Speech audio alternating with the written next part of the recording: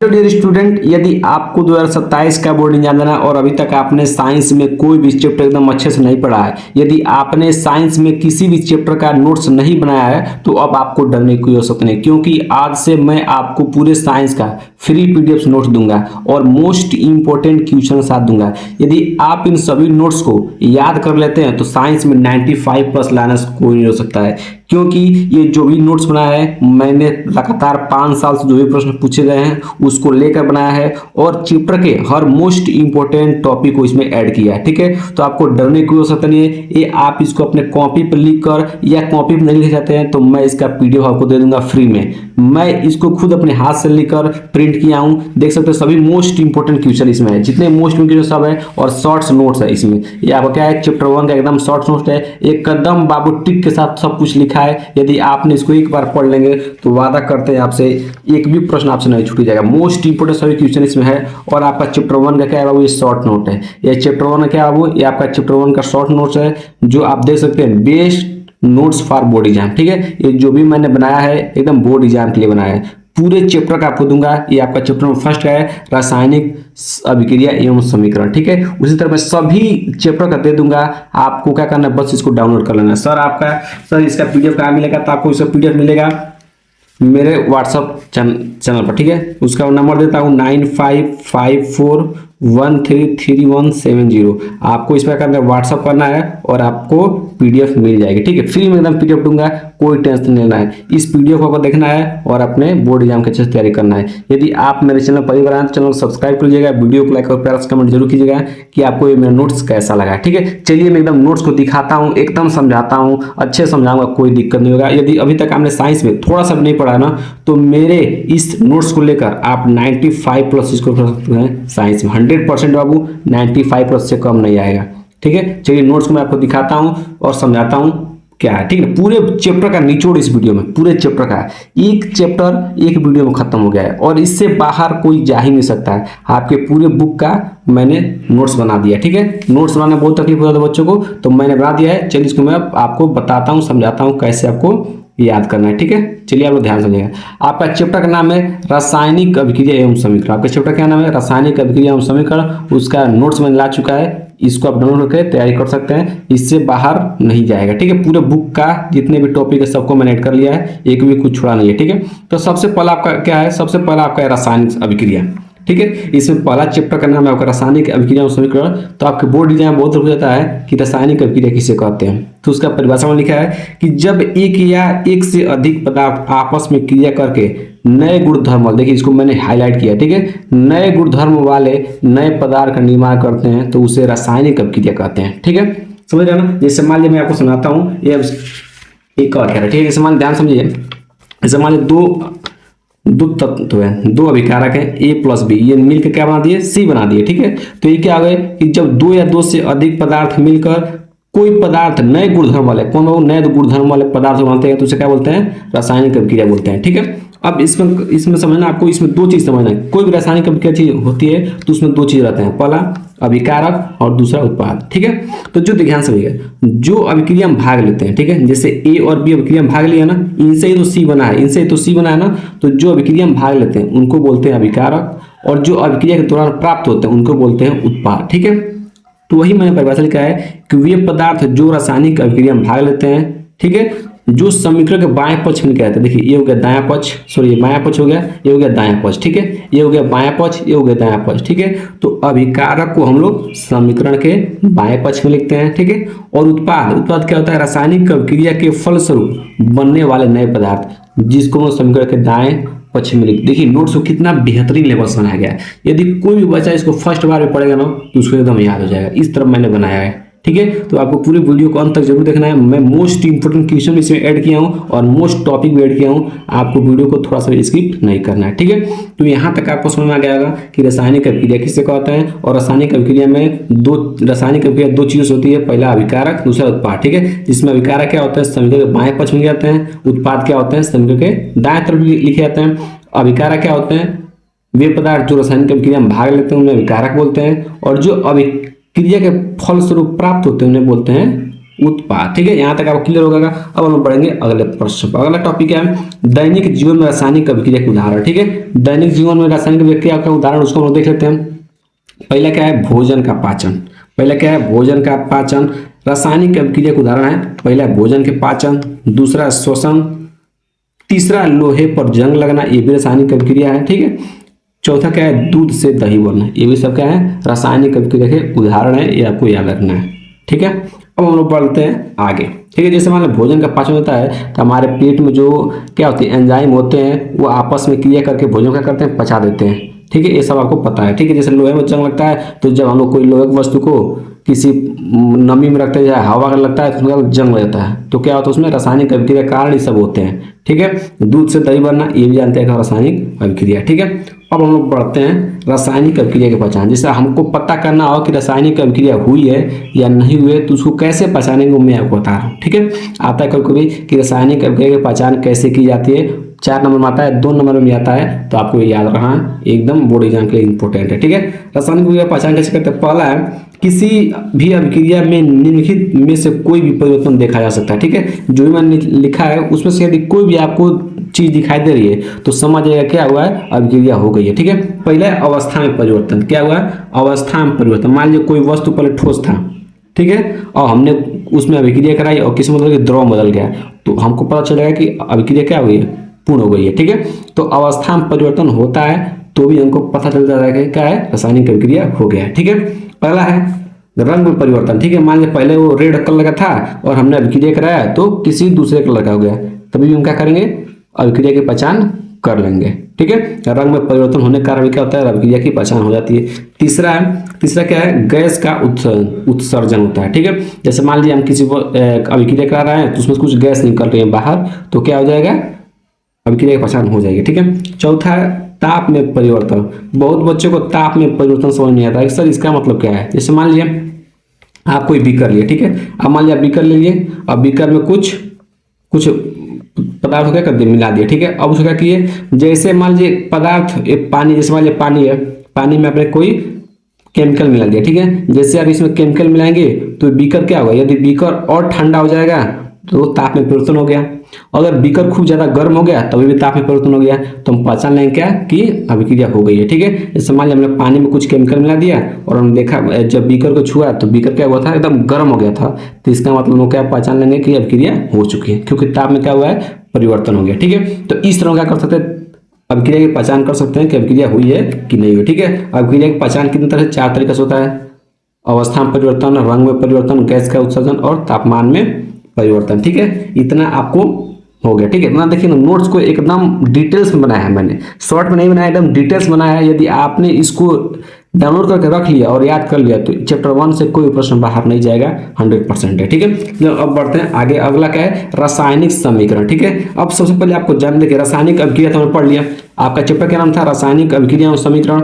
हमने रासायनिक अभिक्रिया जान लिया, अब हमको पढ़ना है रासायनिक समीकरण क्या होते हैं, उसको हम लोग पढ़ते हैं, फिर हम लोग आगे चलेंगे। ठीक है, अगला है रासायनिक समीकरण। रासायनिक समीकरण किसे कहते हैं, ध्यान समझेंगे आपने कि किसी रासायनिक अभिक्रिया को प्रतीकों, सूत्रों एवं उनकी भौतिक अवस्था के साथ निरूपित करना रासायनिक समीकरण कहलाता है। ठीक है, जैसे मान लीजिए कोई रासायनिक अभिक्रिया है, उसमें जो जो चीज हम लोग यूज कर रहे हैं उसका प्रतीक लिख देंगे, उसका सूत्र लिख देंगे, उनकी भौतिक अवस्था लिख देंगे, तो क्या है, वही रासायनिक समीकरण। जैसे मान लीजिए हमने एक अभिक्रिया कर रहा है A+B, इससे बना है C। ठीक है, तो A, यदि A यहाँ पे ठोस है तो इसको यस से लिख देंगे, यदि यहाँ पे ये भी ठोस है तो भी यस से लिख देंगे, और जो हमको प्राप्त हुआ मान लीजिए क्या है, वो द्रव है। ठीक है, क्या है, तो इसको यल से लिक्विड लिख देंगे तो भी हो जाएगा। ठीक है, तो इसे क्या बोलते हैं, पहचान से लिख देते हैं। ठीक है, तो रासायनिक अभिक्रिया क्या करते हैं कि जो भी रासायनिक अभिक्रिया में यूज होती है यदि उनको प्रतीकों के द्वारा, सूत्रों के द्वारा लिख देते हैं तो क्या बन जाता है, रासायनिक समीकरण बन जाता है। ठीक है, वही बातें यहाँ पर लिखा गया, आप लोग देख सकते हैं कि किसी रासायनिक अभिक्रिया में प्रतीकों, सूत्रों एवं उनकी भौतिक अवस्था के साथ निरूपित करना क्या कहलाता है, रासायनिक समीकरण कहलाता है। ठीक है, अब महत्वपूर्ण बिंदु मैंने यहाँ लिखा है जो बच्चों के लिए बहुत ज्यादा इंपॉर्टेंट है। ठीक है, महत्वपूर्ण बिंदु देखिए, मैंने इस नोट्स को इस तरह बनाया कि आपको एकदम बेहतर लगेगा। ठीक है, महत्वपूर्ण बिंदु क्या है, भौतिक अवस्थाओं के संकेत। ठीक है, भौतिक अवस्थाओं के संकेत क्या है उसको देखिए। समझ पहले ठोस हम किस लिखते हैं, यस से। ठीक है, ठोस से क्या लिखेंगे, यस। जैसे मान लीजिए मैंने अभिक्रिया कराया है, मैंने मान लिया अभिक्रिया कराया A प्लस बी का, ठीक है, इससे बनेंगे हमको सी।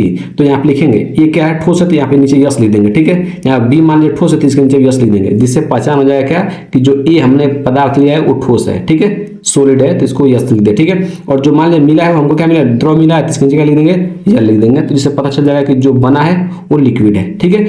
तीसरी तरह क्या होता है, समीकरण का पहचान हो जाती है, ठीक है।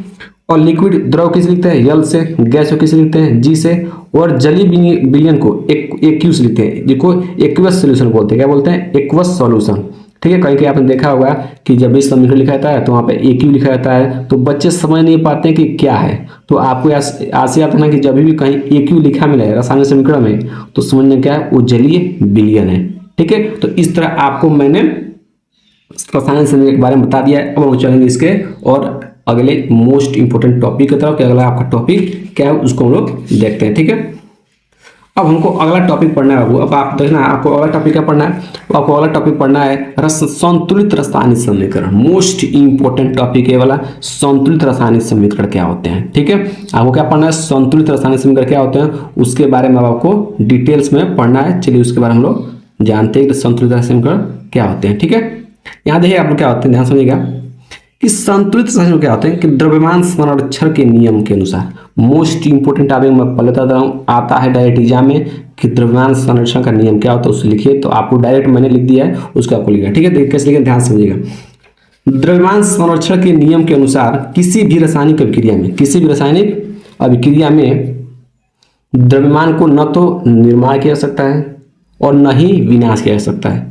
इसीलिए अभिकारक की ओर के तत्वों की परमाणु संख्या उत्पाद की ओर तत्वों की परमाणु संख्या क्या होती है, बराबर होनी चाहिए, क्या होती है, होनी चाहिए। तो क्या होनी चाहिए यहाँ पे, सॉरी यहाँ पे बराबर होनी चाहिए, ठीक है। जैसे बात समझिए, जैसे मान लीजिए हमने कब की रिएक्शन कराया, ठीक है, ए प्लस बी इक्वल टू बना सी। तो मान लीजिए इधर, मान लीजिए जो ए तत्व है ये 20 ग्राम है और इधर भी मान लीजिए 10 ग्राम है, तो जो बनेगा इधर भी कितना बनेगा, 30 ग्राम ही बनेगा, ठीक है। मतलब इन दोनों जोड़ेंगे तो 20 प्लस 10 कितना हो जाएगा, 30।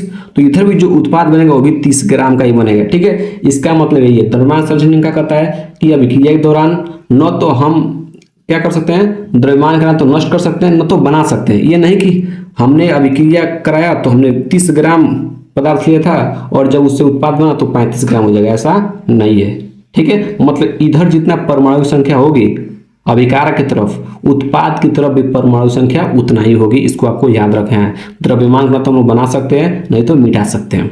ये द्रव्यमान संरक्षण का नियम है। द्रव्यमान संरक्षण का मतलब है बचाना, ठीक है। मतलब हम द्रव्यमान को बना सकते हैं, ना तो नष्ट कर सकते हैं, यही होता है। अभिक्रिया के दौरान जितना पहले था उतना ही अभी रहेगा, यही इसी को बोलते हैं संतुलित रासायनिक समीकरण। और आपको इसके बारे में डिटेल्स पढ़ना है कि समीकरण को संतुलित क्यों किया जाता है, ये अभी आपके एग्जाम में प्रश्न आते हैं। और आपने चैप्टर 1 में पढ़ा हुआ संतुलित समीकरण आपको दे देगा, बोलेगा उसका करना है, संतुलित करना है, तो मैं आपको सिखाऊंगा, ठीक है। तो इतना टॉपिक क्लियर हो गया ना, इसको आपको अच्छे से समझ लेना है, ठीक है। आगे बढ़ते हैं।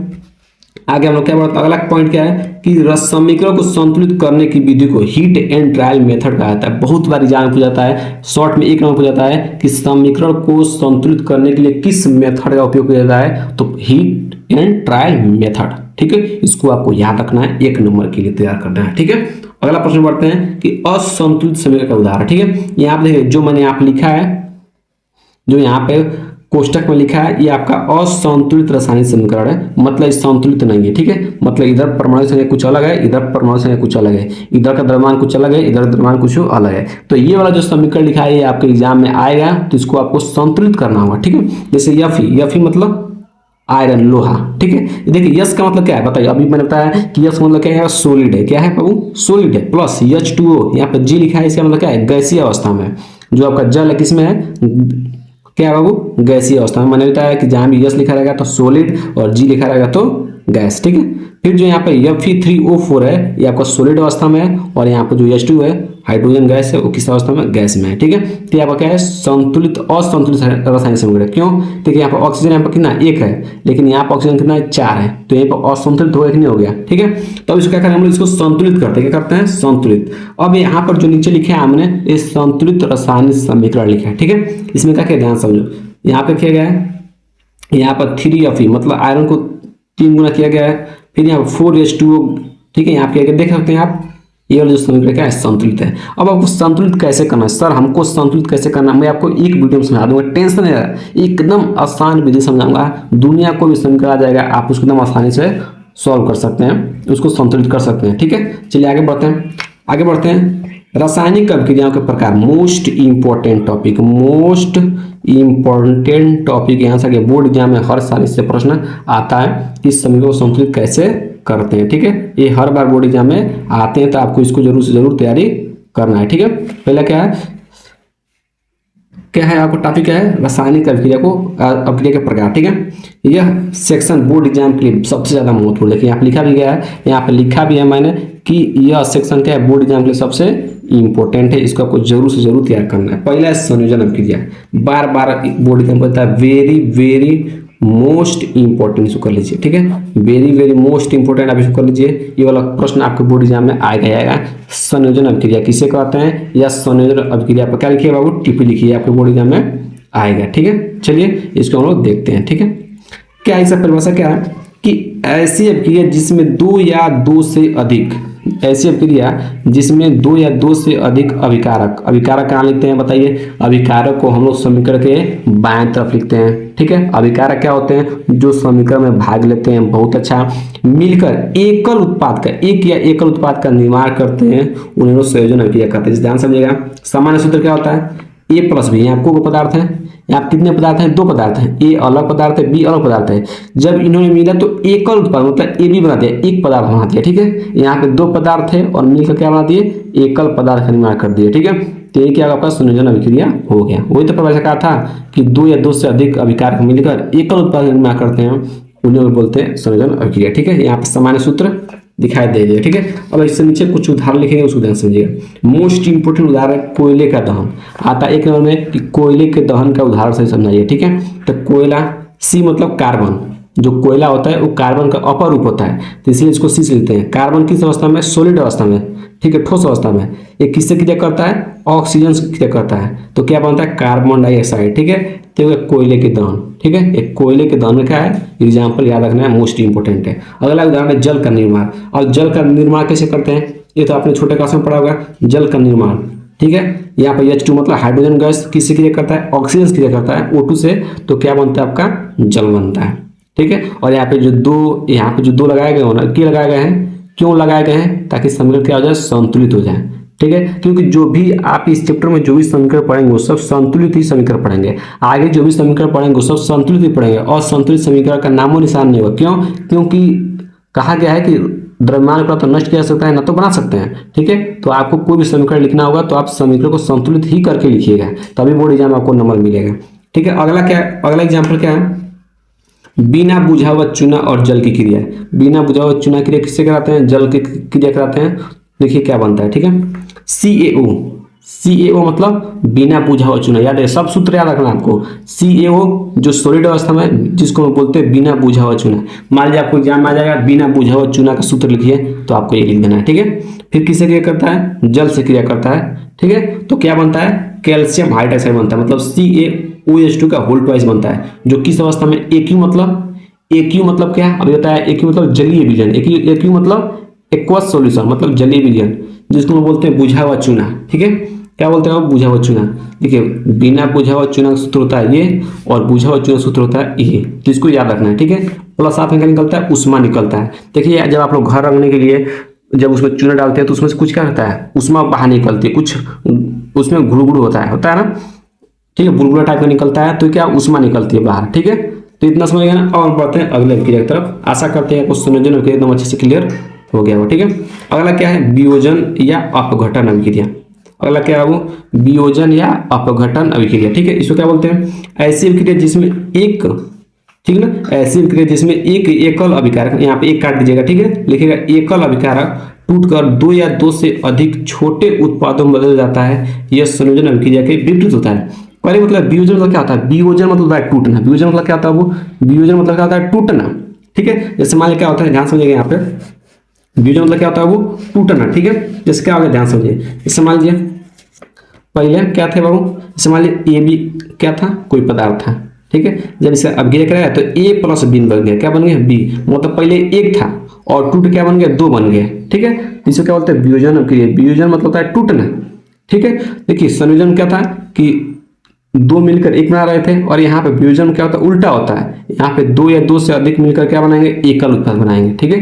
तो क्या कहता है वो, एकल उत्पाद मिलकर क्या बनाएंगे, दो या दो से अधिक पदार्थ बनाएंगे, उसे बोलते हैं हम लोग वियोजन अभिक्रिया। आशा करते हैं आपको समझ में आ गया होगा, ठीक है। अब हम चलेंगे अगले टॉपिक पर। अगला टॉपिक क्या है, ठीक है। अब यहाँ से आपको क्या पढ़ना है, अब यहाँ से आपको पढ़ना है वियोजन अभिक्रिया के प्रकार, ठीक है। ये तो वियोजन हो गया ना। अब वियोजन, या देखिए वियोजन को हम लोग अपघटन अभिक्रिया बोलते हैं, इसको याद रखिएगा। वियोजन को एग्जाम में कई बार वियोजन न देकर अपघटन बोल देता है, ठीक है। तो इसको आपको याद रखना है, ठीक है। अब हम लोग चलते हैं अगले टॉपिक पर। अगला टॉपिक क्या है, वियोजन के प्रकार, ठीक है। क्या है, वियोजन के प्रकार, ठीक है। वियोजन प्रकार, वियोजन देखिए, पहला ऊष्मीय वियोजन, ठीक है, विद्युत वियोजन और प्रकाशीय वियोजन। इस नोट्स को पूरे डिटेल्स में बनाया है, ध्यान समझ लीजिएगा, इससे बाहर नहीं जाएगा, मैं पहले बोल दे रहा हूँ, ठीक है। ऊष्मीय वियोजन किसे कहते हैं, ऊष्मा द्वारा किए जाने वाला अभिक्रिया। यदि कोई अभिक्रिया किया जा रहा है उसमें ऊष्मा दिया जा रहा है तो उसको बोलते हैं ऊष्मीय वियोजन अभिक्रिया। जिसे मैंने आप ये पढ़ा है, कैल्शियम कार्बोनेट जब लोग क्रिया कराते हैं, किससे कराते हैं, क्या बनता है, बुझा हुआ चूना बनता है, बिना बुझा हुआ चूना बनता है, और साथ में कार्बन डाइऑक्साइड बनता है, अभी मैंने पीछे बताया है, ठीक है। अगला विद्युत वियोजन, विद्युत धारा प्रवाहित करने पर होने वाले वियोजन। जैसे मान लीजिए कोई ऐसा अभिक्रिया हो रहा है जिसमें विद्युत को क्या कर रहा है, विद्युत को प्रवाहित कर रहा है, तो उसको बोलते हैं विद्युत वियोजन अभिक्रिया, ठीक है। अगला प्रकाशीय वियोजन, सूर्य के प्रकाश की उपस्थिति में होने वाले वियोजन। सूर्य के प्रकाश में जो अभिक्रिया होती है हम लोग बोलते हैं प्रकाशीय वियोजन। उन सबका एग्जाम्पल मैंने यहाँ पे लिख दिया है, इसको आप लोग याद रखिएगा, ठीक है। जैसे मान लीजिए जल है, जब जल में विद्युत धारा क्या करते हैं, प्रवाहित करते हैं, तो टूट जाता है अलग अलग, हाइड्रोजन अलग निकल जाता है, मतलब टूट जाता है, और ऑक्सीजन अलग निकल जाता है, ठीक है। ये आप क्या हो गया, विद्युत वियोजन अभिक्रिया हो गया, ठीक है। और हम बढ़ेंगे अगले टॉपिक पर। अगला टॉपिक है एक मोस्ट इंपोर्टेंट टॉपिक यहाँ लिखा गया है, board exam special tip. Board exam special tip क्या है कि सिल्वर ब्रोमाइड जिसका सूत्र होता है AgBr वाली अभिक्रिया का उपयोग श्याम श्वेत फोटोग्राफी में किया जाता है। परीक्षा में यह प्रश्न बार बार सीधा पूछा जाता है, ठीक है। इसको बाद देगा कि सिल्वर ब्रोमाइड वाली अभिक्रिया का उपयोग किस में किया जाता है, कहोगे श्याम श्वेत फोटोग्राफी में किया जाता है। इसको आपको याद रखना है, डायरेक्ट एग्जाम में पूछा जा सकता है। बोर्ड एग्जाम स्पेशल टिप है, इसको आपको याद कर लेना है, ठीक है। अगला जो आपका अभिक्रिया विस्थापन अभिक्रिया है, आ जाएगा आपके एग्जाम में। संयोजन अभिक्रिया किसे कहते हैं, वियोजन अभिक्रिया किसे कहते हैं, विस्थापन अभिक्रिया किसे कहते हैं, तो इन सबको आपको याद रखना है, ठीक है। विस्थापन अभिक्रिया क्या होता है, ध्यान समझिएगा।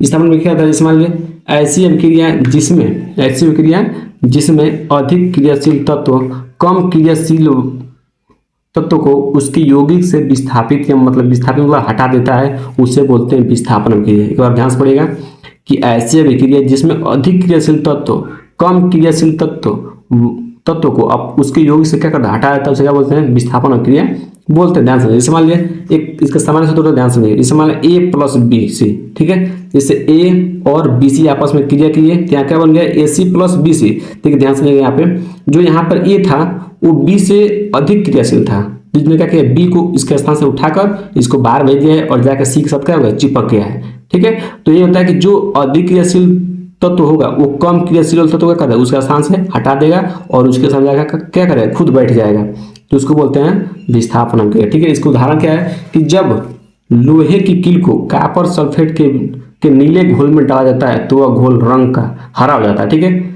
आपने देखा होगा बहुत बार प्रश्न पूछा जाता है कि जब लोहे की कील को कॉपर सल्फेट के नीले घोल में, किस घोल में, नीले घोल में डाला जाता है तो घोल क्या होता है, हरा हो जाता है। क्यों, क्योंकि जो कॉपर लोहे की कील होती है वो अधिक क्रियाशील होती है, किससे बाबू, कॉपर से, इसलिए क्या करता है उसको अपने जगह से हटा देता है और जाकर खुद बैठ जाता है, तो इससे रंग क्या होता है, उसका घोल का रंग क्या होता है, हरा होता है।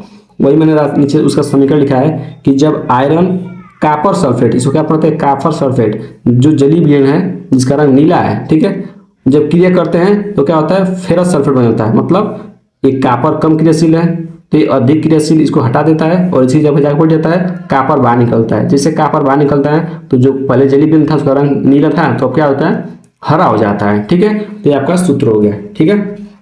अगला है द्विविस्थापन अभिक्रिया, क्या है वो, द्विविस्थापन अभिक्रिया। अगला भी मोस्ट इंपोर्टेंट अभिक्रिया है, ठीक है।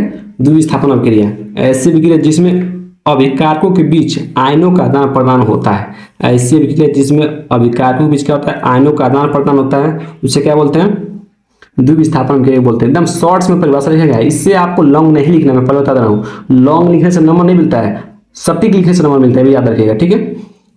समान सूत्र क्या है, A B plus C D, मतलब ए बी और सी डी आपस में क्रिया करते तो क्या बनता है, ए डी और ए डी और सी बनता है। ध्यान समझिएगा, यहाँ पर जो बी था वो ए के साथ था और डी था वो सी के साथ था, तो जो डी है वो एक साथ आ गया है और जो बी है वो सी के साथ चला गया है, तो यहाँ पर आयनों क्या हुआ है, आदान प्रदान हो गया है, ठीक है। एक उदाहरण समझिएगा एकदम कि देखिए यहाँ पे सोडियम सल्फेट है, ये किससे क्रिया करता है, बेरियम क्लोराइड से क्रिया करता है, ठीक है। जो दोनों क्या है, जलीय है, ठीक है।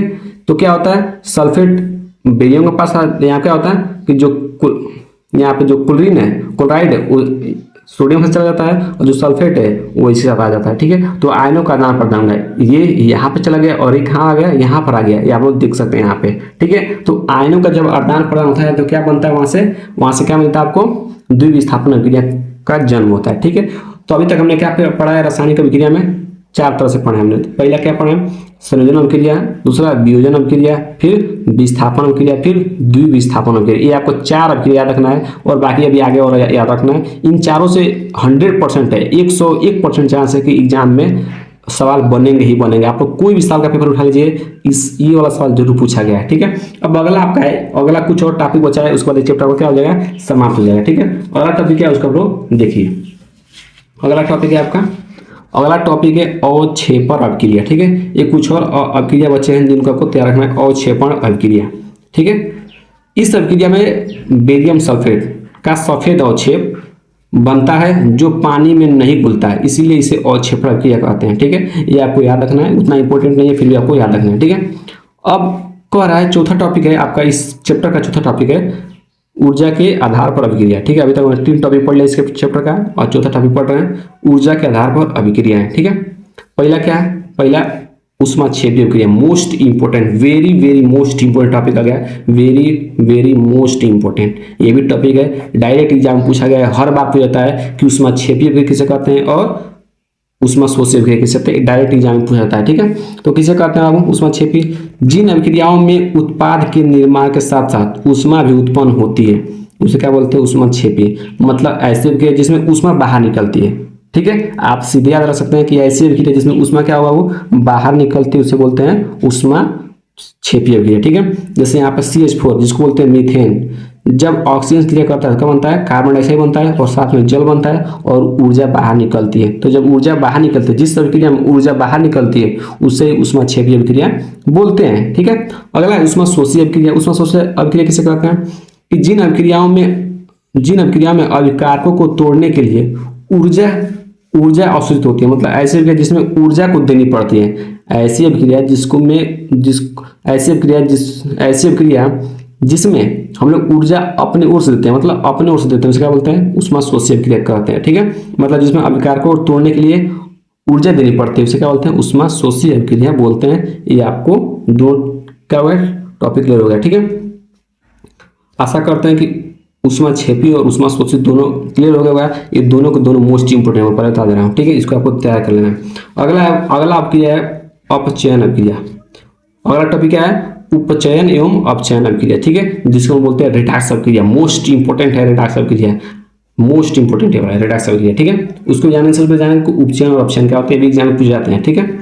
अभिक्रिया के समय जब किसी पदार्थ में ऑक्सीजन की वृद्धि होती है या हाइड्रोजन कमी होती है उससे बोलते हैं उपचयन अभिक्रिया। कोई ऐसी अभिक्रिया है जिसमें ऑक्सीजन या तो बढ़ रहा है या हाइड्रोजन क्या हो रहा है, घट रहा है, तो उसे बोलते हैं उपचयन अभिक्रिया। दोनों में से कोई एक दिखाई दे, या तो ऑक्सीजन बढ़े तो भी उपचयन, या तो हाइड्रोजन की कमी हो तभी उपचयन होता है, ठीक है। जैसे मान लीजिए कॉपर का ऑक्सीजन क्रिया करा रहे हैं तो क्या बन रहा है, CuO, इसको बोलते हैं बिना बुझा हुआ चूना, कॉपर ऑक्साइड, ठीक है। देखिए यहाँ पर ऑक्सीजन कितना था, यहाँ पर ऑक्सीजन कितना था, ठीक है, 2 था, ठीक है। यहाँ पे कितना है, यहाँ पे भी 2 है, ठीक है। तो या तो ऑक्सीजन की वृद्धि हो या क्या हो, हाइड्रोजन की कमी हो, ठीक है। अगला है अपचयन अभिक्रिया, ठीक है। अभिक्रिया के समय जब किसी पदार्थ में ऑक्सीजन की कमी हो, उल्टा जैसा होता है, उल्टा ऑक्सीजन की कमी हो और हाइड्रोजन की वृद्धि होती है तो उसे बोलते हैं अपचयन अभिक्रिया, ठीक है। आशा करते हैं कि ये भी क्लियर होगा। इसका उदाहरण आप लोग खुद पढ़ सकते हैं, ठीक है। अगला मोस्ट इंपोर्टेंट टॉपिक है, वेरी वेरी मोस्ट इंपोर्टेंट आएगा, ये आएगा 100% है। रेडॉक्स अभिक्रिया क्या होता है, रेडॉक्स में क्या होता है कि जब किसी अभिक्रिया में एक अभिकारक अपचयित होता है तथा दूसरा अभिकारक अपचयित होता है। ठीक है, देखिए यहाँ पर उपचयित होता है और दूसरा क्या होता है, अपचयित होता है, तो उससे रासायनिक अभिक्रिया कहते हैं। ठीक है, ध्यान से पढ़ लीजिएगा इसको। जब किसी अभिक्रिया में एक अभिकारक अपचयित होता है तथा दूसरा अपचयित होता है, तो उससे बोलते हैं रिडॉक्स अभिक्रिया। या आपका रिडॉक्स अभिक्रिया क्या है, एक उदाहरण है जिसको आप लोग लिख सकते हैं और याद कर सकते हैं। ठीक है, अगला है दैनिक जीवन में उपचयन अभिक्रियाओं के प्रभाव। ठीक है, क्या है, पहला संक्षारण, मोस्ट इंपोर्टेंट टॉपिक है, मोस्ट इंपोर्टेंट, बार बार पूछा जाता है संक्षारण। ठीक है, संक्षारण क्या होता है, जब कोई धातु अपने आसपास अम्ल, आर्द्रता जिसको बोलते हैं नमी, वायु आदि के संपर्क में आती है तो वह संक्षरित होने लगती है, यानी कमजोर हो जाती है। ठीक है, कहना ये आपका क्या है, संक्षारण का परिभाषा है। ठीक है, कि जब कोई धातु अब नमी या वायु के संपर्क में आता है तो धीरे धीरे क्या होता है, नष्ट होने लगता है, उसे क्या बोलते हैं, संक्षारण अभिक्रिया बोलते हैं, मतलब संक्षारण कहते हैं। ठीक है, अब उदाहरण क्या है, जैसे लोहे पर भूरे रंग की परत चढ़ जाना, जैसे जंग लगना, चांदी के ऊपर काली परत और तांबे के ऊपर हरी परत चढ़ना। जैसे आप देखते हैं जो चांदी की जो पायल होती हैं उनमें क्या होता है, काला पन आ जाता है। ठीक है, जब महिलाएं पहनती है तो फिर तांबे के ऊपर हरी परत आ जाता है। जैसे मान लो कोई तांबे के गिलास लोटा होते हैं, आप उनको ज़्यादा दिन तक रखती है तो क्या आता है, हरा हरा परत आ जाती है। ठीक है, उसे क्या बोलते हैं, मतलब इस पर संक्षारण हो गया, मतलब क्या है, इस पर हम लोग बोलते हैं जंग लग गया। ठीक है, अगला बचाव, इसको बचाव कैसे करते हैं, एग्जाम आता है कि संक्षारण अभिक्रिया किसे कहते हैं, उसको बचाव के लिए दो उपयोग लिखे। तो पहला क्या है, पेंट करके। देखते हैं कि जब कोई लोहे की वस्तु लाते हैं तो उसमें पेंट जरूर करते हैं क्योंकि उस पर जंग ना लगे, संक्षारित ना हो। दूसरा तेल या ग्रीस लगाकर। तीसरा है यशद लेपन, जस्ते की परत चढ़ाकर। यशद लेपन मतलब क्या होता है, जस्ते की परत चढ़ाकर। ठीक है, तो क्या होता है, इससे हम लोग करके क्या कर सकते हैं, संक्षारित से बचा सकते हैं। ठीक है, तो आपके एग्जाम के लिए इंपॉर्टेंट है, आएगा संक्षारण अभिक्रिया किसे कहते हैं, उसके बचाव के लिए दो उपयोग लिखिए। तो आप लोग ये लिख देना है और फिर आपको ये लिख देना है। ठीक है, अगला लास्ट टॉपिक है विकृत गंधिता। ये आपका लास्ट टॉपिक इस चैप्टर का है, इसको ध्यान से। ये भी विकृत गंधिता बार हो जाता है। वसायुक्त और तैलीय खाद्य सामग्री जब वायु मतलब ऑक्सीजन के संपर्क में आती है तो वे उपचयित हो जाते हैं। उपचयित क्या होते हैं, उपचयित हो जाते हैं जिससे उनके स्वाद और गंध में परिवर्तन आ जाता है। ठीक है, जैसे मान लीजिए कोई आपने देखा होगा अपने घर में कि आप जब कोई भोजन को पकाकर ज़्यादा दिन तक रख देते हैं तो क्या होता है, उसमें अलग सी महक आ जाती है, मतलब वो खराब हो जाती है। ठीक है, ठीक है, तो उसी को बोलते हैं विकृत गंधिता बोलते हैं। ठीक है, इसको आप लोग याद रखिएगा। इसको बचा के क्या करेंगे हम लोग, खाद्य सामग्री को वायुरोधी बर्तनों में, जैसे मान लीजिए खाद्य सामग्री को वायुरोधी बर्तनों में रखना। जैसे मान लीजिए जो भी आपने भोजन बनाया है तो उसको क्या रखना है, वायुरोधी, मतलब ऐसे जगह रखना है, ऐसे बर्तनों में रखना है जिसमें ऑक्सीजन न जाए। ठीक है, रखना है। या चिप्स के पैकेट में ऑक्सीजन हटाकर नाइट्रोजन जैसी कम सक्रिय गैस भरना है। जैसे ध्यान से देखते होंगे कि जब भी आप लोग कोई चिप्स पैकेट करते हैं तो क्या होता है, उसमें बहुत से उसमें वो फुला रहता है, तो हम लोग सोचते हैं कि इसमें बहुत सारा क्या भरा गया, हवा भर दिया गया है ताकि इसमें लगे कि ज़्यादा है। ऐसा नहीं है, उसमें क्या कहते हैं कि उसमें वायु को पूरी तरह से निकाल दिया जाता है और उसमें क्या बढ़ता है, नाइट्रोजन गैस बढ़ता है, क्योंकि नाइट्रोजन कम क्रियाशील होता है तो कम क्रिया करेगा। ठीक है, तीसरे क्या होता है कि देखते हैं आप लोग चिप्स के पैकेट कई साल तक चलते हैं, उसमें कोई भी खराबी नहीं होता है। तीसरे क्या करते हैं, उसमें नाइट्रोजन गैस भी भरते हैं। तो आज आपको पता चल गया ना कि हम लोग चिप्स के पैकेट में, टकाटक के पैकेट में क्या भरते हैं, नाइट्रोजन गैस भरते हैं ताकि जो उसमें सामग्री है वो ज़्यादा दिन तक चले और वो कम क्रियाशील होता है नाइट्रोजन। तो इस तरह का पूरा चैप्टर मैंने समाप्त कर दिया है एक वीडियो में। यदि आपको वीडियो अच्छा लगा तो वीडियो को लाइक और चैनल को सब्सक्राइब जरूर करना है। यदि आपको इसका PDF चाहिएगा तो आपको उस नंबर पर व्हाट्सअप जरूर करना है, मैं उसको PDF फ्री में दे दूंगा, आपको आपके नंबर पर सेंड कर दूंगा। ठीक है।